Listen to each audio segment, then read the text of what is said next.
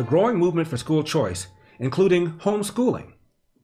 Now, the growing school choice movement, hey, I wonder why. Baltimore City Schools reaches an alarming low in student performance. As Project Baltimore's Chris Papps has learned, nearly half of high school students in Baltimore City this year earned a grade point average below a 1. Meanwhile, elites like Senator Warren put their own kids in private school.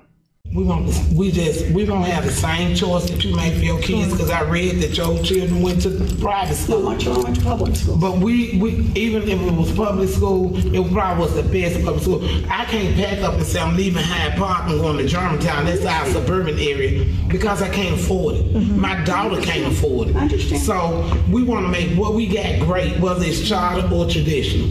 And really, public schools are charter in where I come from, and we make parents know that charter schools are public schools too. So let me just say, I appreciate nothing more than how much you care about your children and your grandchildren and getting them educated, and that's all I want to do. If I don't have the pieces right, then I'll go back and read it. Go back and read it, I'll please. Go back and read it. And I promise you, next time you see me, if it's reading the way it's going to benefit our children. I'm not making promises. I'll go back and read it. Go read it. Well, just read it. Actually, Senator Warren did in fact have a kid in private school, so she lied. AOC even bragged that she figured out a way to get her goddaughter in a better school in New York City. So I'm here in Hunts Point, kind of like one of the hearts of the South Bronx. It's formerly one of the poorest congressional district in America, actually, but it's also a huge industrial zone. Yeah, this area is like a lot of where my family is from. My goddaughter, I got her into a charter school, like maybe a block or two down.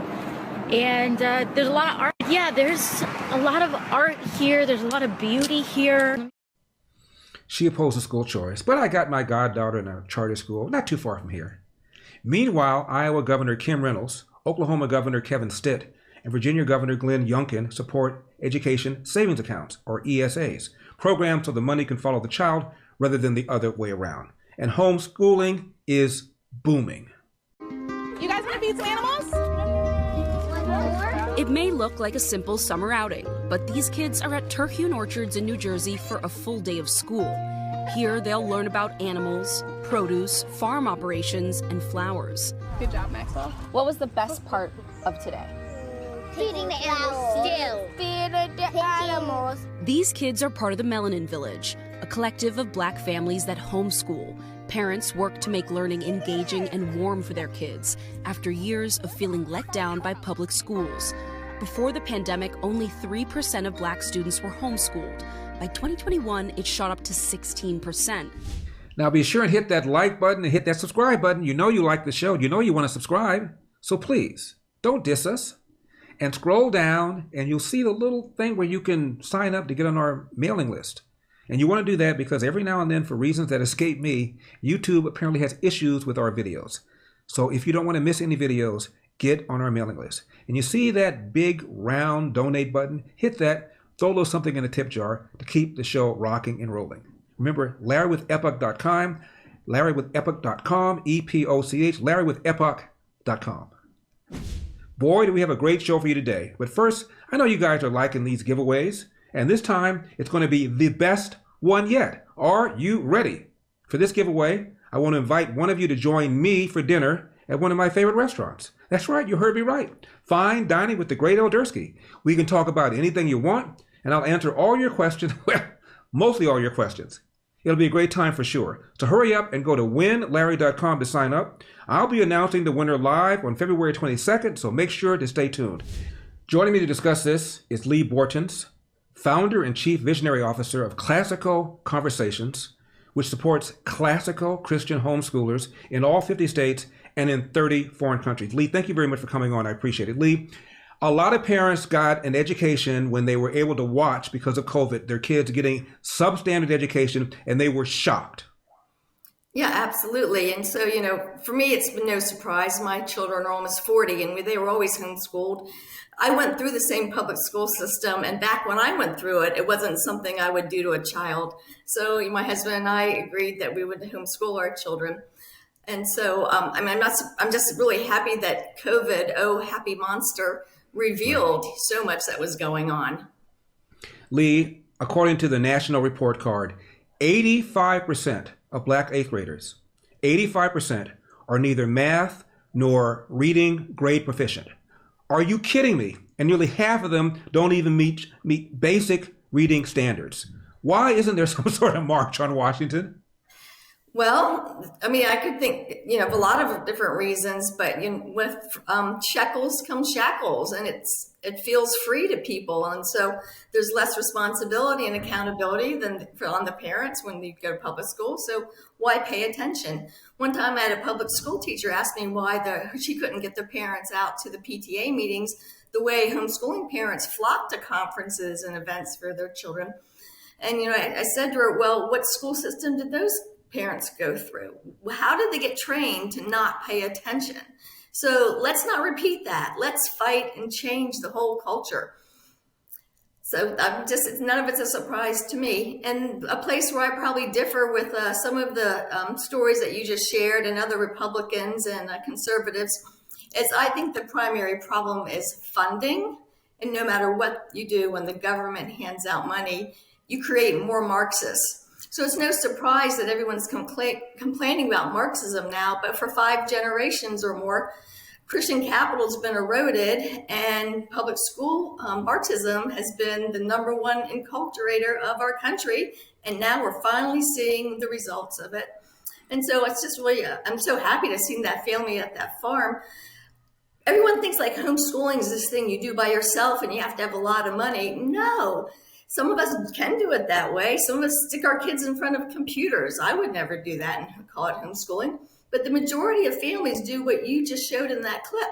4, 5, 6 of them get together and pay for things together and help one another out and make sure that there's all kinds of opportunities for their children. And so that's what we do with Classical Conversations. Now, Lee, what do you say to somebody who's considering homeschooling, but they say, I don't know anything about math, about science, about chemistry, about biology?